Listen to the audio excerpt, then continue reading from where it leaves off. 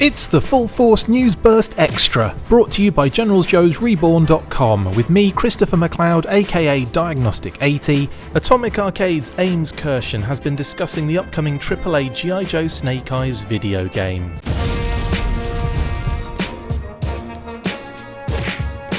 Well, this was a nice surprise. It had gone quiet on the G.I. Joe AAA video game front so far this year, but the Atomic Arcade Studio website posted an interview with GM and Creative Director Ames Kirshen regarding the upcoming game.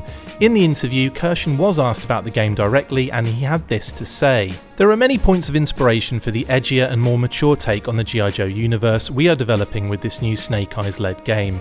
Inspirations that span every major form of entertainment. The original G.I. Joe: A Real American Hero comic by Larry Hama and the associated animated series and toy line from the early 1980s was my introduction to the IP, so it all starts with the initial impressions they all had on me. In terms of more contemporary versions of G.I. Joe, I really like what Devil's Due and IDW have done with their more contemporary characterizations and storylines in the G.I. Joe comics they respectively published over the past 20 plus years, and we have drawn inspiration from both lines. With that said, the biggest G.I. Joe specific influence on our game is the 2009 animated movie G.I. Joe Resolute, and I encourage anyone who hasn't heard of it or seen it to check it out. This is definitely the usual sort of thing you hear at the beginning of a G.I. Joe related project, but it is interesting that Resolute is leading the way in terms of inspiration, so you can fully expect a very mature style for this particular iteration of the brand. As well as all the expected quotes, Mr. Kirshen also explained, "On the video game front, the team and I look to modern military paramilitary-based game franchises that have made a lasting impression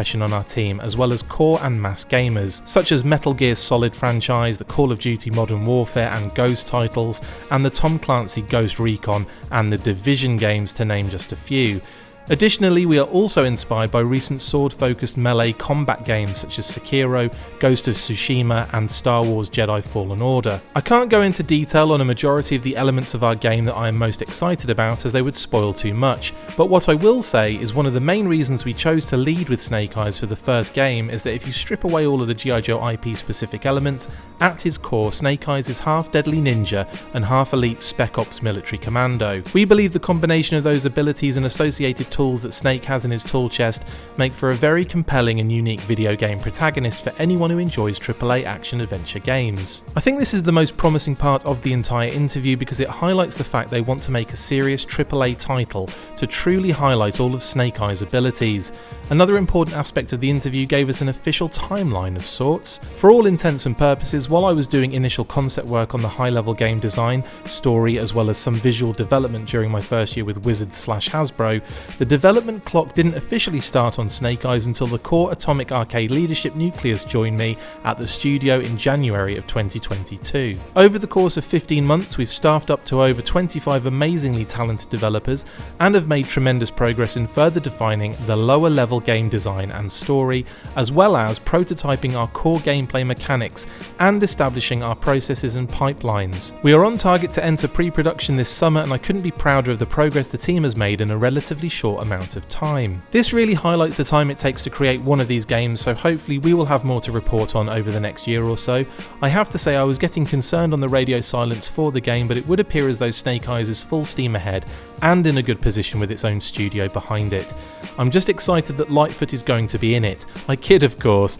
Lightfoot will be the focus of the sequel. You can check the full interview out on the Atomic Arcade website, link in the description.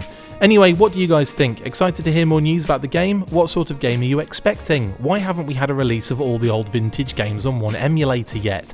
Let me know in the comments below. Okay team, we will be back with more of those fun name only reveal deep dives for Quick Kick, Big Boa and Mutton Junkyard very soon, as well as more news, so keep it locked, stay fresh cheese bags, and as always, full force. That's it for this instalment of the Full Force News Burst Extra. Thank you for watching, make sure to like, comment and subscribe, see you next time, and as always, full force.